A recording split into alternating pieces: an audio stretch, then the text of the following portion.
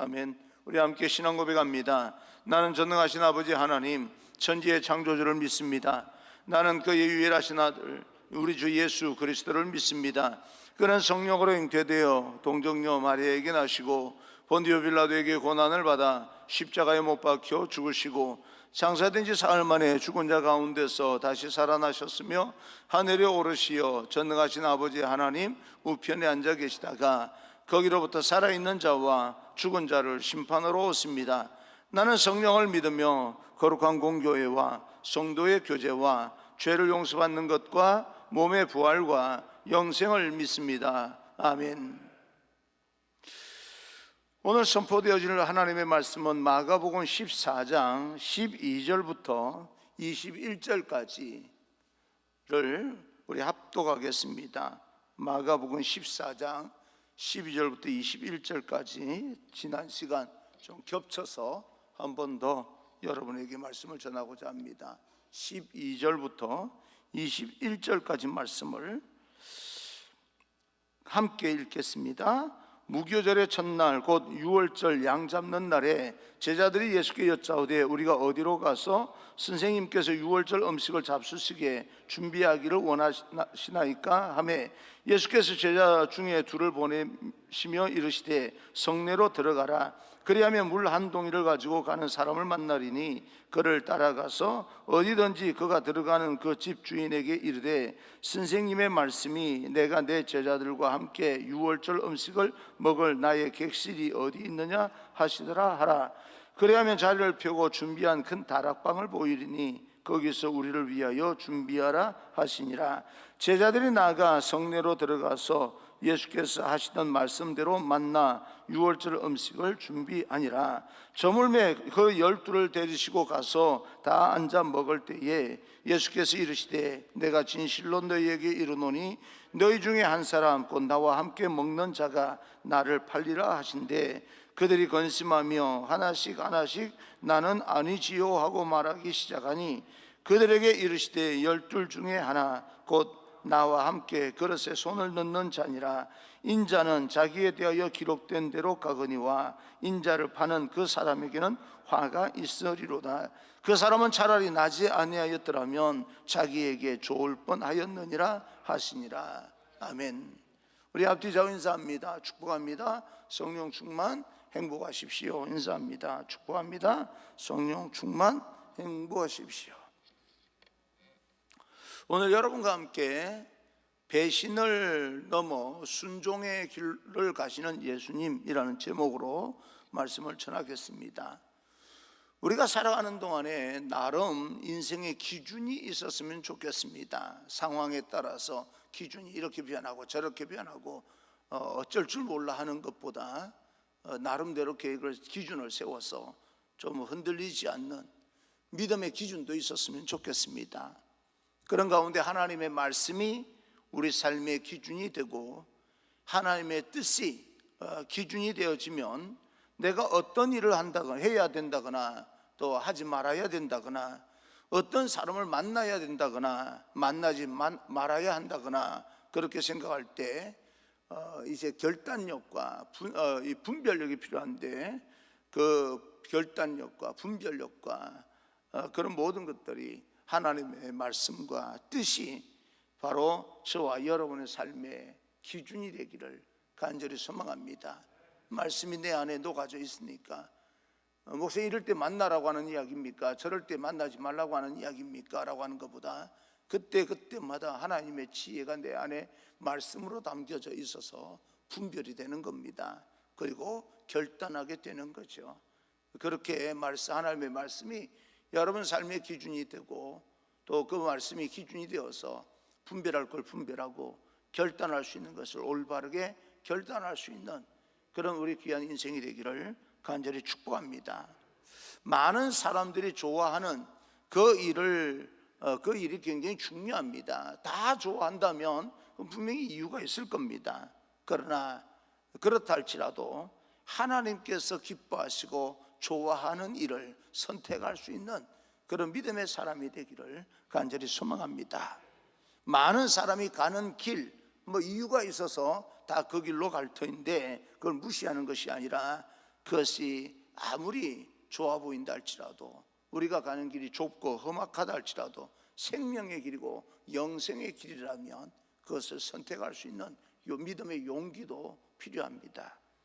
저와 여러분의 기준이 말씀이 되고 하나님이 되기를 주님 이름으로 축원합니다.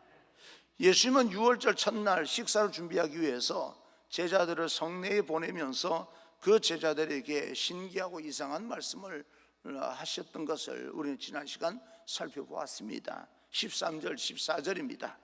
예수께서 제자 중에 둘을 보내시며 이르시되 성내로 들어가라. 그리하면 물 한 동이를 가지고 가는 사람을 만나리니 그를 따라가서 어디든지 그가 들어가는 그 집주인에게 이르되 선생님의 말씀이 내가 내 제자들과 함께 유월절 음식을 먹을 나의 객실이 어디 있느냐 하시더라 하라. 제자들은 주님의 말씀대로 따라가서 실천합니다. 순종이죠.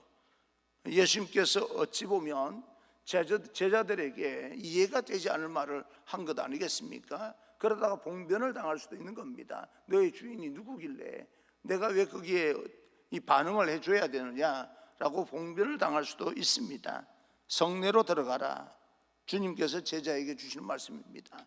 들어갔습니다. 여러분, 주님이 우리에게 주시는 말씀의 기준은 도대체 어디에 있습니까? 우리의 선택이나 우리 행동의 기준이 되는 것은 무엇입니까?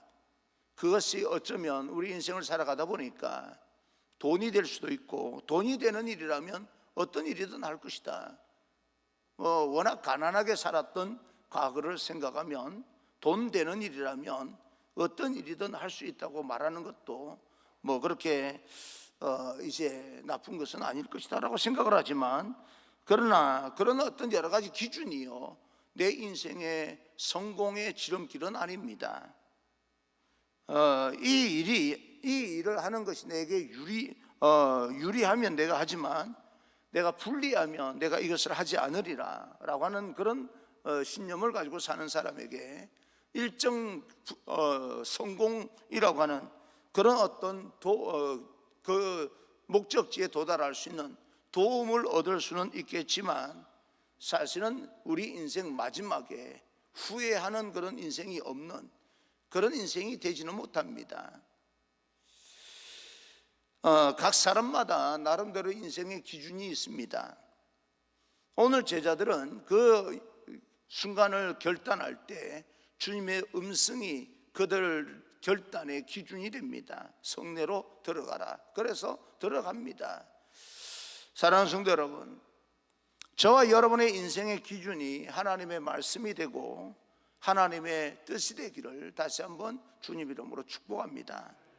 근데 예수님의 말씀이 물 한 동이를 이고 가는 사람을 만나면 그를 따라가서 여기 머물겠다, 내가 가지고 있는 그런 가치관이나 경험이나 이성과 생각과는 전혀 다른 예수님의 말씀을 보게 됩니다. 어제도 여호수아서를 우리가 살펴본 것처럼 전혀 이해가 되지 않을 때 우리는 어떻게 해야 되는가? 그래서 믿음이 필요한 겁니다. 어디든지 그가 들어가는 그 집주인에게, 그 물동이를 이고 가는 여인에게가 아니고 그 여인이 들어가는 집의 집주인에게 말하라라고 하는 것입니다. 6월절 머물 방을 내달라. 우리가 가고 싶은 곳이 있고 내가 머물고 싶은 곳이 있는데 주님께서 말씀합니다. 내가 좋은 곳이 아니라 사실은 하나님께서 준비해 놓으신 곳이 있다라고 이야기를 합니다. 여러분, 우리 인생이 눈에 보이지 않냐고, 여러분이 금방 내 앞에 드러나지 않아서 과연 내 인생에 준비한 그릇이 있을까라고 생각하지만 하나님께서 여러분을 위해서 준비한 인생의 그릇이 있습니다. 그래서 우리는 순종할 필요가 있고, 내가 하고 싶은 일이 아니라 하나님께서 원하시는 일을 해 나갈 때 우리는 인생의 후회함이 없게 됩니다. 왜요? 그 결과가 천국이기 때문에 그렇습니다. 그런데도 불구하고 우리는 하나님의 뜻과 생각과 말씀보다는 나를 앞세울 때가 많고 도리어 나를 도와주는 분이 하나님이시기를 바라는 겁니다. 무슨 말인가 하니, 내가 하나님의 말씀에 따라가는 것이 아니라 내가 분별하고 결단하고 다 할 때니까, 내가 결단하고 분석하고 결단한 것에 대해서 하나님은 도와주시기만 하면 됩니다. 순서가 바뀐 거예요. 하나님의 뜻에 따라서 내가 가면서 축복을 받아야 되는데, 내가 이 모든 일을 계획 세워서 내가 갈 테니까, 내가 이 하고 싶은 일을 할 테니까 하나님은 나를 도와주세요 라고 이야기를 합니다. 그것이 신앙이라고 이야기를 합니다. 적극적으로 하나님 앞에 도와달라고 그렇게 말하는 사람이 신앙이 좋다고 이야기하는 사람도 있습니다. 왜냐하면 겉으로 하나님 앞에 계속해서 도와달라고 기도하는 사람이니까요. 그런데 실질적으로 알고 보면 자기가 다 계획을 세워놓고 하나님의 도움만 바라는 사람입니다. 하나님께서 우리를 도와주실 것입니다. 그러나 하나님의 뜻이 어떤 것인지, 우리를 향한 하나님께서 기뻐하시는 일이 어떤 것인지를 우리도 반드시 살펴야 되겠다라고 하는 것인데요, 우리는 그것을 살피지 아니하고 내가 하고 싶은 대로, 내가 가고 싶은 곳으로, 내가 머물고 싶은 곳에 다 머물기를 원하면서 하나님께서 지키시고 보호하시고 인도하시고 또 우리를 세워주시기를 원하시는 겁니다. 나 도와주세요, 이렇게 기도하고 있는 것입니다. 요청하는 거죠. 하나님께서 그 요청에 반응해야 될 이유가 무엇입니까? 우리가 하나님의 뜻대로 살아갈 때 하나님께서 반응해 주시고 보호해 주시고 인도해 주시고 그럴 것입니다. 근데 우리가 우리 마음대로 살아가는데 하나님께서 우리에게 반응해 주실 이유가 무엇인가? 그런데요, 놀랍게도 하나님께서는 우리 마음대로 살아가더라도 우리의 생각과 우리의 결단과 우리의 결심들을요 무시하지는 않습니다. 그래서 하나님이 참 좋으신 분이에요. 그래서 우리와 대화를 나누면서 하나님께서 조정하기를 원하시는 겁니다. 좀 수정하기를 원하시는 거죠. 그래서 우리가 기도가 필요합니다. 하나님께서 원하시는 것, 내가 원하는 것, 그래서 타협을 해서 하나님께서 기뻐하시는 길로 가기 위한 그런 어떤 삶을 위해서 우리가 하나님의 말씀 기준이 필요하고 우리에게 기도가 필요한 것입니다. 하나님께서는 우리가 원하는 것을 하기보다 하나님께서 이제 원하는 것, 내가 감당하기 원하는 것보다 내가 하는 일을 하나님께 지지해주고 후원해주는 것을 우리는 원하고 있지만, 그러나 하나님께서 기뻐하시는 일을 우리가 선택하게 될 때 우리가 생각하는 것보다 훨씬 놀라운 하늘의 기적을 보게 될 것입니다. 주객이 전도됐다라고 하는 말을 하지 않습니까? 누가 주인이고 누가 왕이고 누가 통치자이고 누가 우리 인생을 설계하는 설계사인 것을 잊고 사는 연약한 그런 인간이 아니라 정확하게 우리 인생의 주권자가 누구인지는 알고 살았으면 좋겠습니다. 예수님의 말씀대로 순종했을 때 예상하지 못했던 놀라운 일이 일어나는데 그들이 생각하지 못했던 유월절 만찬 장소가 제공되게 됩니다. 사랑하는 성도 여러분, 우리가 하는 일이 있는데 막혀서 더 이상 진행되지 않아서 막막한 그런 일이 있다면 정말 하나님의 말씀이 내 인생의 기준이 맞는가라고 하는, 내가 하나님의 말씀을 기준으로 삼아서 인생을 풀어가고 있는가라고 하는 것을 한 번 더 생각해 보시기 바랍니다. 내가 예수님의 말씀보다 앞서고 있는 것은 아닌가? 예수님의 뜻보다 내 뜻대로 하려고 하는 것은 아닌가?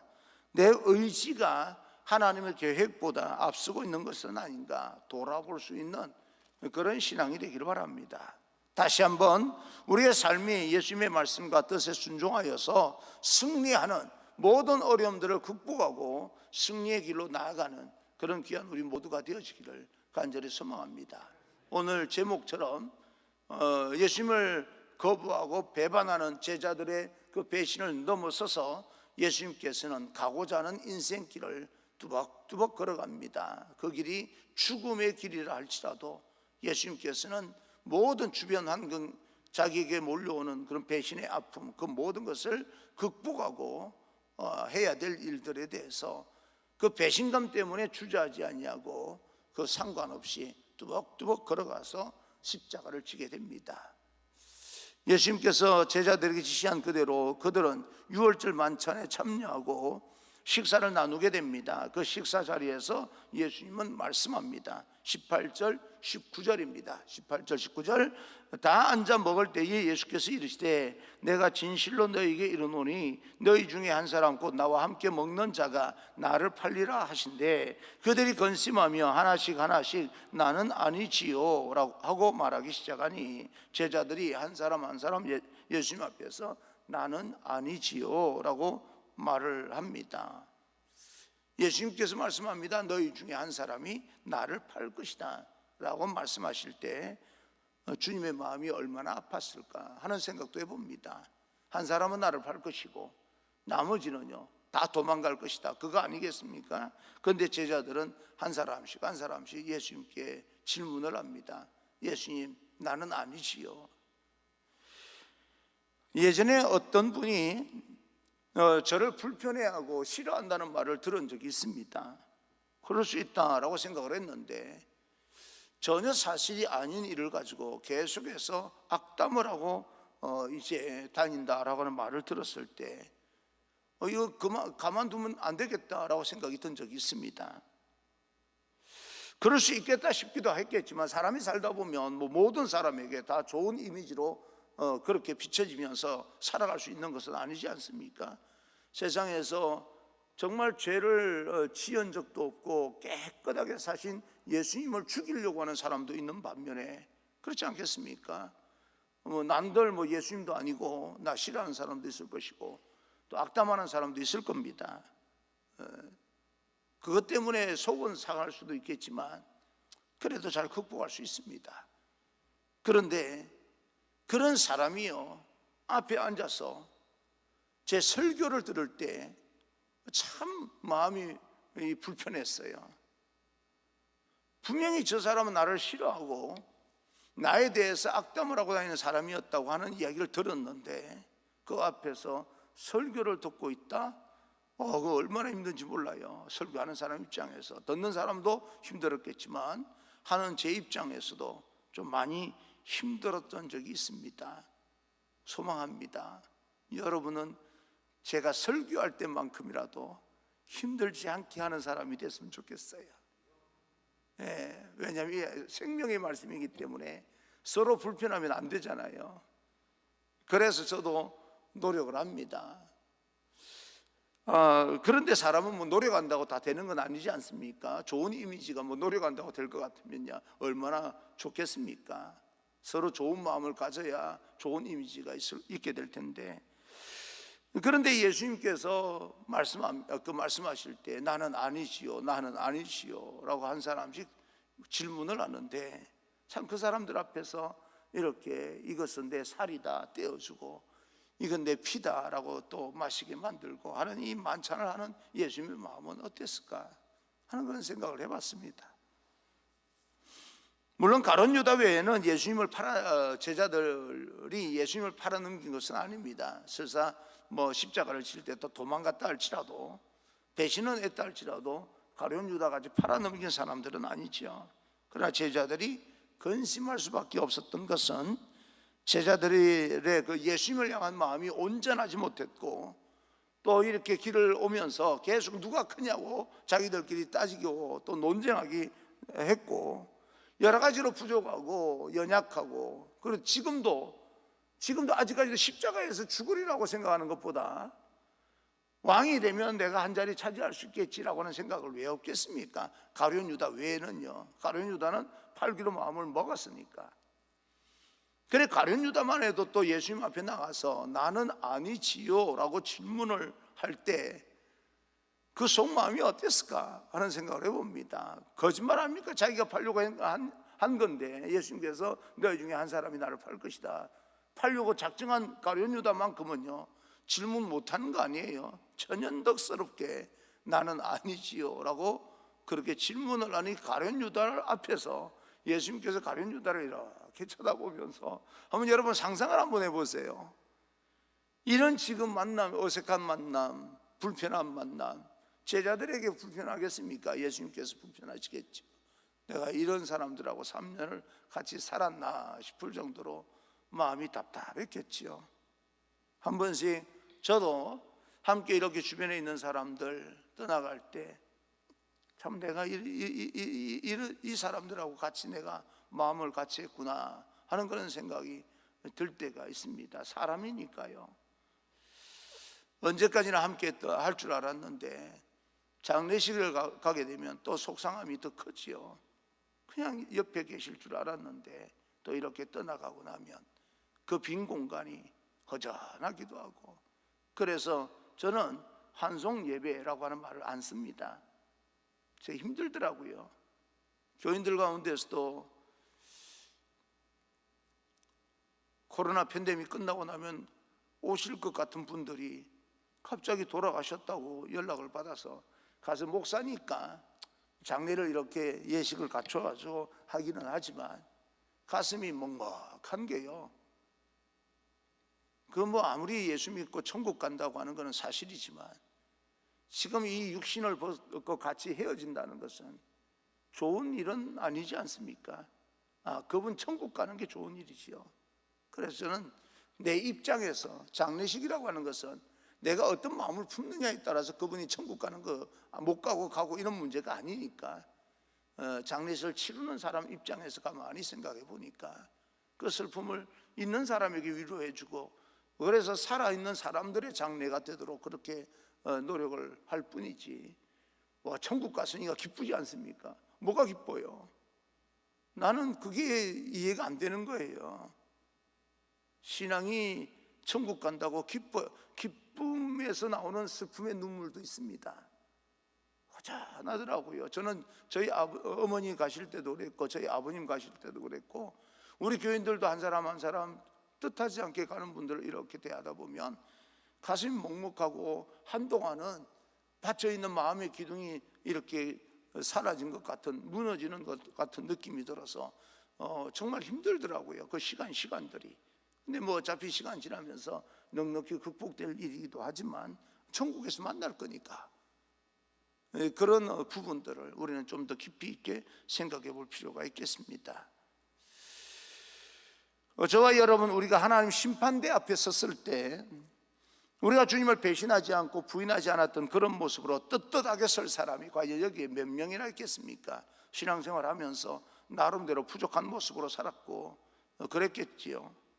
예수님 앞에서 나는 아니지요, 여러분이 아닐 겁니다.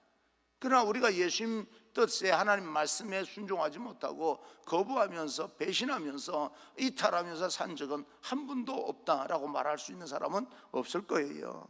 여전히 부끄러운, 가룟 유다가 아니라 할지라도 우리는 여전히 부끄러운 모습으로 하나님 앞에 그렇게 살아갈 수밖에 없는 존재들입니다.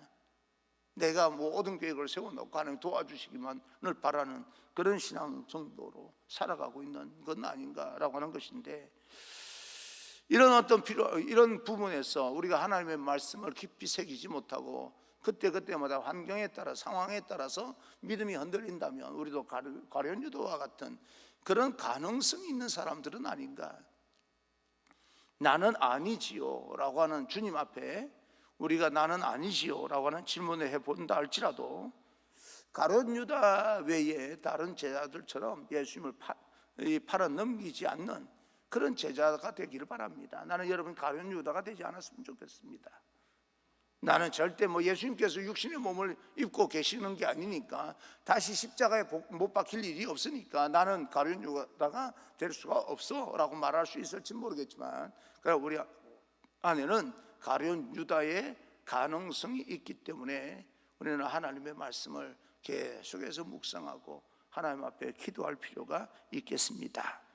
그런 여러분이 되기를 간절히 소망합니다. 겸손하게 기도하면서 하나님을 의지하면서 십자가를 지고 내가 주님을 따라가겠습니다 결단하며 오늘 하루도 그런 심정으로 기도하면서 하루를 보내는 그런 귀한 여러분 되시길 바라고, 다시 한번 여러분에게 부탁합니다. 오늘 수능인데 학부형들과 또 우리 교사들에게만 수능 기도에 맡기지 마시고 여러분 좀 시간을 내어서 하루 종일 함께 기도하자는 말은 아니고요.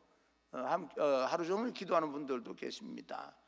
그분들은 그렇게 기도한다 할지라도 여러분들은 잠깐이라도 나오셔서 기도로 격려해 주시고 또 함께 기도하는 시간을 좀 가지시면 좋겠다, 큰 힘이 되겠다, 그렇게 생각을 합니다. 오늘 하루 기도의 승리자가 되시기를 바랍니다.